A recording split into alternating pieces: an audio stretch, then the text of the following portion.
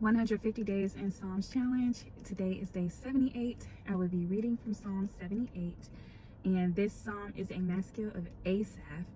And this particular one is like an instruction, or he calls it a parable. So I'm going to read it as such.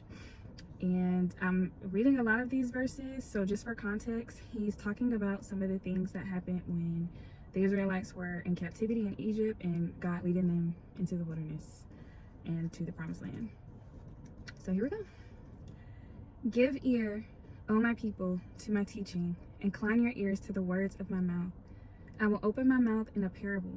I will utter dark sayings from of old, things that we have heard and known, that our fathers have told us. We will not hide them from our children, but tell to the coming generation the glorious deeds of the Lord and his might, and the wonders that he has done, that they should not be like their fathers, a stubborn and rebellious generation, a generation whose heart was not steadfast, whose spirit was not faithful to God. They didn't keep God's covenant, but refused to walk according to his law. They forgot his works and the wonders that he had shown them. In the sight of their fathers, he performed wonders. Yet they still sinned more against him, rebelling against the Most High in the desert. They tested God in their heart by demanding the food they craved. They spoke against God, saying, "Can God spread a table in the wilderness?" Therefore, when the Lord heard, he was full of wrath. A fire was kindled against Jacob. His anger rose against Israel, because they did not believe in God and did not trust his saving power. Yet he commanded the skies above and opened the doors of heaven, and he rained down on them manna to eat and gave them the grain of heaven. In spite of all this, they still sinned. Despite his wonders, they did not believe. Their heart was not steadfast toward him. They were not faithful to his covenant. Yet he, being compassionate, atoned for their iniquity and did not destroy them. He restrained his anger often and did not stir up all his wrath.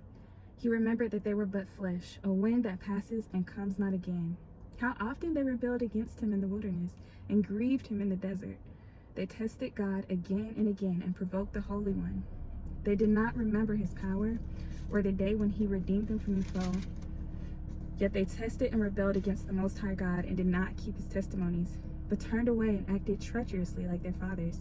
They twisted like a deceitful bow. When God had heard, he was full of wrath. He utterly rejected Israel. He rejected the tent of Joseph. He did not choose the tribe of Ephraim, but he chose the tribe of Judah, Mount Zion, which he loves. He chose David his servant and took him from the sheepfolds. From following the nursing ewes, he brought him to shepherd Jacob his people, Israel his inheritance. With upright heart, he shepherded them and guided them with his skillful hand. Selah.